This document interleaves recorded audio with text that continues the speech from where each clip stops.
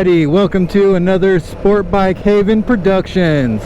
Today we're out riding the scenic Highway 30 in Oregon, and we are going to talk about the Yamaha YZF R7. So today I am out riding my new 2024 Yamaha YZF R7, and I wanted to talk about why I chose this bike.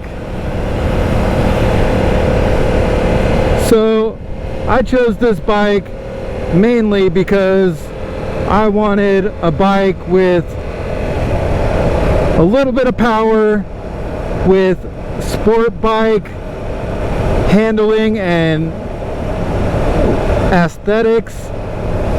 I wanted the sport bike experience, and I think what the Yamaha R7 has to offer is a decent sport bike experience.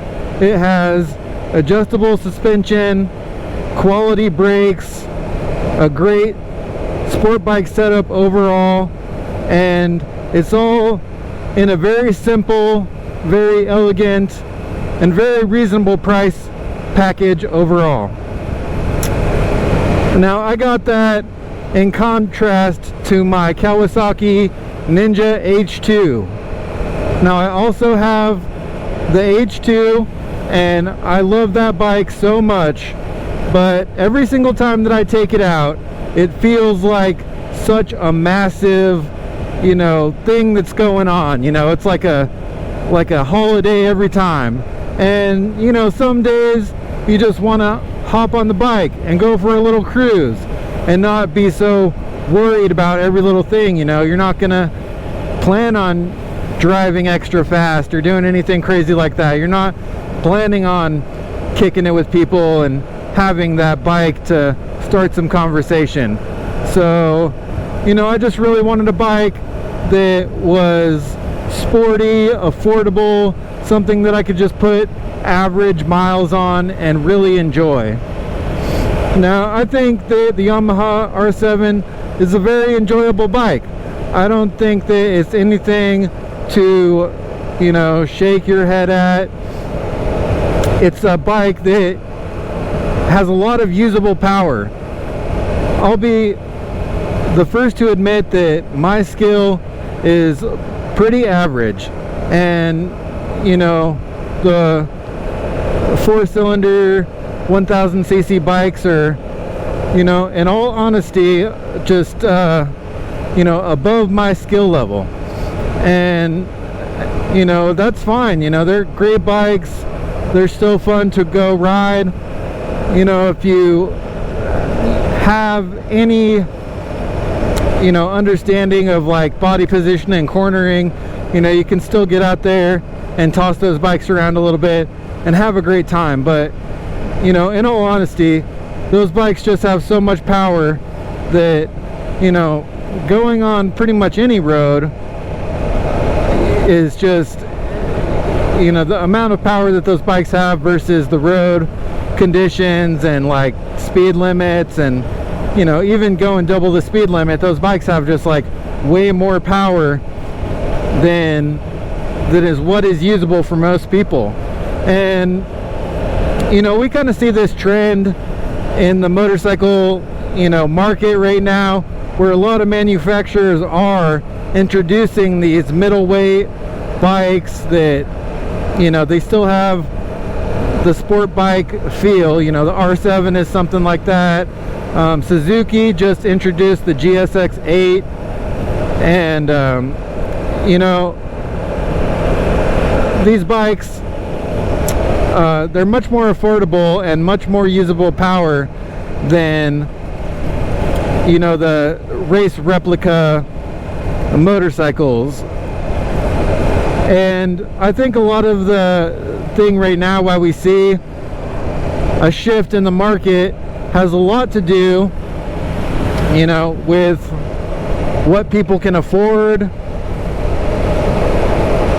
and also with the changing emissions standards. And it's a real tough one. Like, I want to see the inline 4 super bikes around for a long time to come.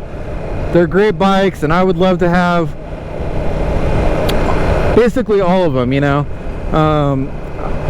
Even the small bikes like the ZX4RR by Kawasaki, I would really love to take that bike out for a ride. I would love to own that bike and put lots of miles on it, and pretty much everything that Kawasaki has to offer in that realm, you know, the ZX6, the ZX10, the ZH2. I'd really like to experience all those bikes, and I would like to see those types of bikes stick around in the future. But I'm definitely not going to throw shade at these great parallel twin middleweight bikes. I just think they have so much to offer, and you know, if you're just getting out to enjoy the day, carve up the canyon a little bit, cruise around, you know, this bike is really perfect for a lot of people. And that's pretty much why I got it. You know, I've been wanting to try it since it came out. You know, I think that the ZX4RR was also on my radar, but I chose the Yamaha R7 because, you know, it's just a little bit more power right out of the box, and I wanted that simpler 2-cylinder engine. You know, I thought that would be a little bit more longevity overall. So those are some of the factors as to why I chose this bike. Like I said, I would still really like to have all the super sports and ride them. They're great bikes. You know, I was also looking at the 40th anniversary ZX6R, but you know, the same thing. You know, although that the ZX6 is more horsepower out of the box, you know, it was that extra several $1,000s, and you know, extra insurance and all those factors which had really brought me to considering the Yamaha here. So that's pretty much why I chose the Yamaha over some of the other offerings out there. You know, I also think the GSX 8R would be a great bike, a great option. You know, this was just what was available to me, and I had been considering it for much longer, you know, which is easy to have done because the GSX 8R is basically it's a brand new bike. So yeah, that's my thoughts on, you know, just these types of bikes, these you know, middleweight sport bikes right now, and just kind of some of the reasons why I chose this bike. I'm just gonna spend the rest of this afternoon kind of cruising around. It's a new bike to me. It only has about 255 miles on it, and so I'm pretty much just breaking it in, and you know, I'm just gonna be out here enjoying the day. So thanks again for checking out my video.